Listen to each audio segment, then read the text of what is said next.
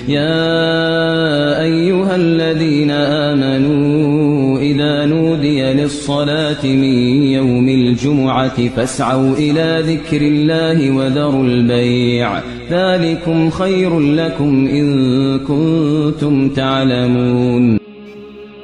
الحمد لله إن الحمد لله نحمده ونستعينه ونستغفره ونعوذ بالله من شرور أنفسنا ومن سيئات أعمالنا. من يهده الله فلا مضل له ومن يضلل فلا هادي له. نشهد أن لا إله إلا الله ونشهد أن سيدنا محمدا عبده وحبيبه ورسوله. أما بعد فيا عباد الله اتقوا الله وأطيعوه إن الله مع الذين اتقوا والذين هم محسنون. قال الله تعالى في كتابه الكريم: أعوذ بالله من الشيطان الرجيم بسم الله الرحمن الرحيم بل تؤثرون الحياة الدنيا والآخرة خير وأبقى صدق Allahul azim. Kıymetli müminler, bugünkü xutbemizin mövzusu dünyapərəstliyin dini zərərləri haqqında olacaqdır.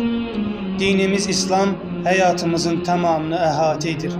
Rəbbimizin əmr və qadağaları dünyada sırat-ı müstəqimə, ahirətdə isə cənnətə çatmağımıza vəsilədir. Bunları bildiyimiz halda bəzən bizlər dünya işlərinə tam mənası ilə yapışar, dinimizin həyat verən qaydalarını göz ardı edərik. Bununla bərabər Peyğəmbərimizin rəhbərliyindən uzaqlaşar, İslamın həyatımıza məna qatan təsirini yavaş-yavaş itirərik. Bizlər kəsizə olana meyl edirik, dünya-axirət tarazlığını itiririk. Bununla da ahirətimiz puç olur. Dünyaya meyl etmək və ya dünyəviləşmək kişinin Allahı və ahirəti unudaraq böyük bir sevgi ilə dünyaya bağlanmasıdır. Heç bir zaman ölməyəcəymiş kimi dünyaya bağlanaraq dünya malına düşkün olmasıdır. Amma bu bizim həm dinimizə, həm də ahirətimizə ziyan vurar. Rəbbimiz Quran-ı Kərimdə insanın bu yanlış tutumu, hissəyi haqqında belə buyurar: Bəl tu'thirunəl hayətəd-dünya vəl-axirət xayru və əbqa. Siz dünya həyatını istəyirsiniz, halbuki ahirət daha xeyirli və əbədidir.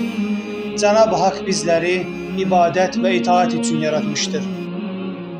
Cənab-ı Haqq bizləri ibadət və itaat üçün yaratmış, bizi də bu fani dünyaya imtihan üçün göndərmişdir.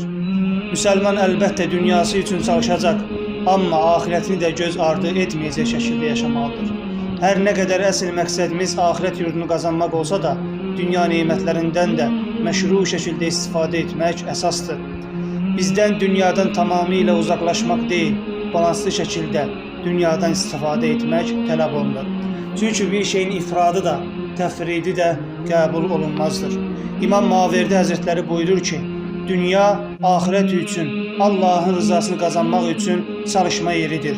Hədis şərifdə isə Peyğəmbər sallallahu aleyhi və səlləm belə buyurur: dünya nə gözəl minikdir, ona minin ki, sizi ahirətə çatdırsın. Şiddətli dünya sevgisi insanı ahirət sevdasından addım-addım uzaqlaşdırar. Həm Allah sevgisindən, həm də insanların sevgisindən məhrum qoyar.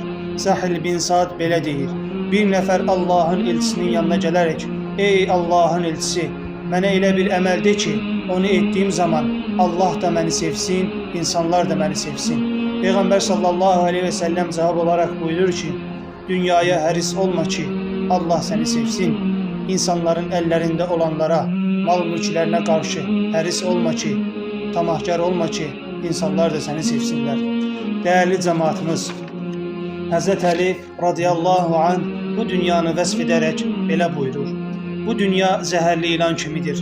Dərsi yumşaq, fəqət zəhəri öldürücüdür. Həmçinin Allah Resulü sallallahu aleyhi və səlləm mal sevgisinin bu ümmətin imtihanı olduğunu dilə gətirərək buyurur: məndən sonra sizə dünyanın çiçəkləri və bəzəklərinin açılmasından və onlara könül verməyinizdən qorxaram. Başqa bir hədis şərifdə isə hər ümmətin bir fitnəsi vardır. Mənim ümmətimin fitnəsi də dünya malıdır. Dünya ləzzətlərinə uyan bir kimsə ibadətdən ləzzət ala bilməz. Dinini buraxıb dünyaya meyl edənin misalı dəniz suyu içənin misalı kimidir. İçməyi çoxaldıqca insanın susuzluğu da çoxalar. bu halda ölənə kimi davam edər. Bu şəkildə adam həm dininə, həm də axiretinə ziyan vurmuş olar. Değerli Müslümanlar, hutbəmizi Allah Resulü'nün sallallahu aleyhi ve sellemin dünyaya bağlanıp da hayatımızı dünyaya sərf etməməyimiz üçün bizlərə söylədiyi bir nəsihəti ilə bitirirəm. Həyat şərtləri sizinkindən yaxşı olanlara deyil, daha aşağı olanlara baxın. Çünki bu Allah'ın sizə verdiyi neməti xor görməməyiniz üçün daha uyğun bir davranışdır.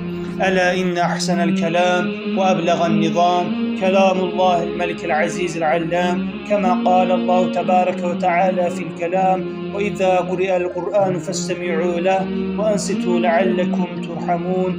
Ə'udhu billahi mineşşeytanirracim. Bismillahirrahmanirrahim. İnnəd-dîne indəllâhil İslam. Elhamdülillah, hamdel kamilin, ve salatu ve selamu ala Resulina Muhammedin ve ala alihi ve sahbihi ecma'in. Qala Allahu Teala, inna Allaha ve melaiketehu yusalluna alen nebi. Ya eyyühellezine amenu sallu aleyhi ve sellimu teslima. Allahümme salli ala seyyidina Muhammedin ve ala ali Muhammed. Kema salleyte ala İbrahim ve ala ali İbrahim. İnneke hamidun mecid. Allahümme barik ala Muhammed ve ala ali Muhammed kema barakte ala İbrahim ve ala ali İbrahim inneke hamidun mecid. Euzu billahi mineşşeytanirracim. Bismillahirrahmanirrahim.